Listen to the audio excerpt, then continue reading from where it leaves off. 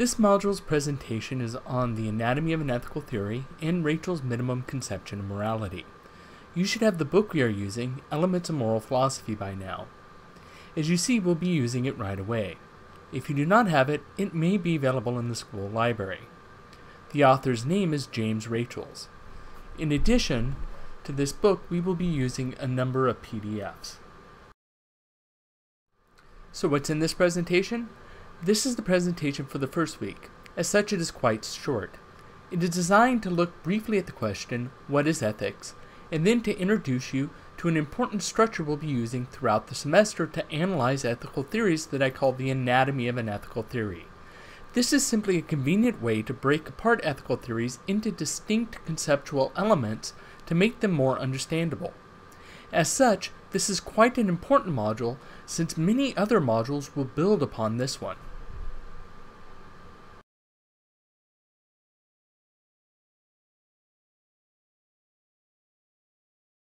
What is ethics? Because moral views vary so widely between individuals, cultures, times, and places, defining exactly what morality is a daunting task. Roughly speaking, however, all ethical theories try to tell us how it is we ought to live our lives. In some ways, however, this definition, even as vague as it is now, is circular, since ought is a moral term, and what we are trying to do is define ethics or morality. Rachels points out that anything beyond this very simple definition, however, is controversial. This is true, although we can perhaps say a few more general things about ethics than Rachels does in his introductory section. Ethical theories usually focus on how to treat others and how to think of ourselves and others abstractly in terms of value. Of course, the more specific we make our definition of ethics, the more likely we are to rule out certain types of ethical theories, and the more controversial our definition will become. Sometimes a distinction is made between the term ethics and morality, but we'll be using the terms interchangeably in this course. Rachel's minimum conception of morality. In Chapter 1, James Rachels gives what he takes to be a minimum conception of morality. He says that any moral or ethical theory must meet two requirements. It must include a requirement of reason. The theory must employ reason to determine how we ought to behave. This says that the right thing to do morally, or the right attitude to have, etc., is that which is justified by the best reasons. Note that reason here is supposed to separate morality from mere opinion. Mere opinion or matters of taste do not require a rational justification. The second part is a requirement of impartiality. The theory must attempt to be impartial. That is to say that similar cases should be treated in a similar way without special and justified favor to particular individuals or groups. In some ways, this follows from reason. The idea is simply that we're supposed to be objective. So as an example of what this means, suppose that you have a principle that says it is wrong to lie. Then making a special exception to that rule just because you really want to get out of a speeding ticket, or making a special exception in saying that a friend or family member who lied didn't do anything wrong, without additional justification to show that these cases are somehow different from those you apply your general rule to, would violate the principle of impartiality.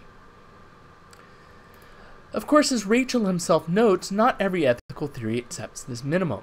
But these are common qualities that most ethical theories, especially in the Western analytical tradition, tend to strive for.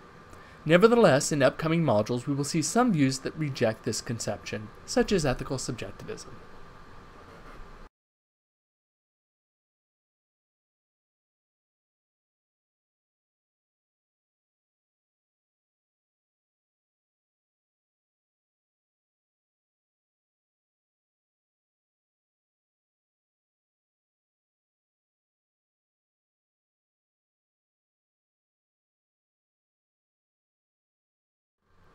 The anatomy of an ethical theory.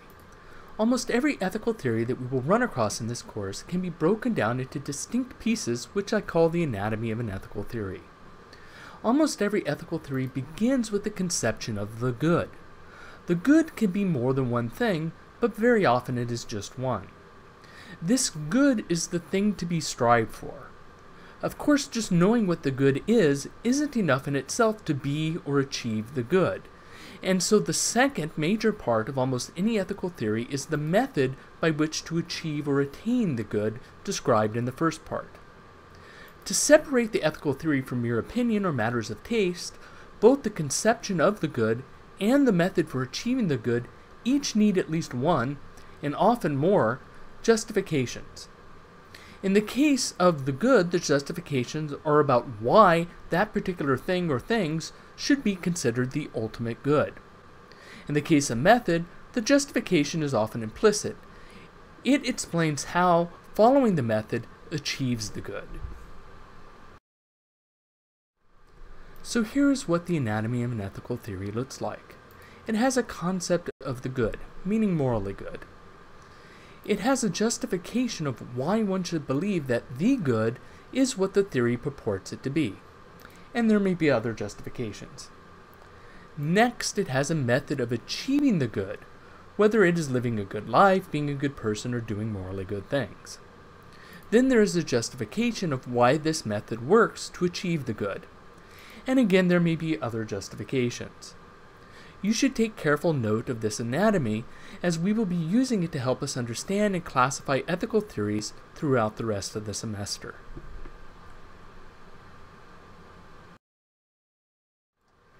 And that is the end of the presentation. As promised, this first presentation was very short. Most presentations will be much longer, so you should be prepared for that. This one was so short because during the first week of courses you have the syllabus to go through and the class to acclimate to. It is, however, an important presentation. You need to familiarize yourself with this anatomy of an ethical theory as well as the basic conception of morality. Both of these ideas will be important throughout the course. Until next time.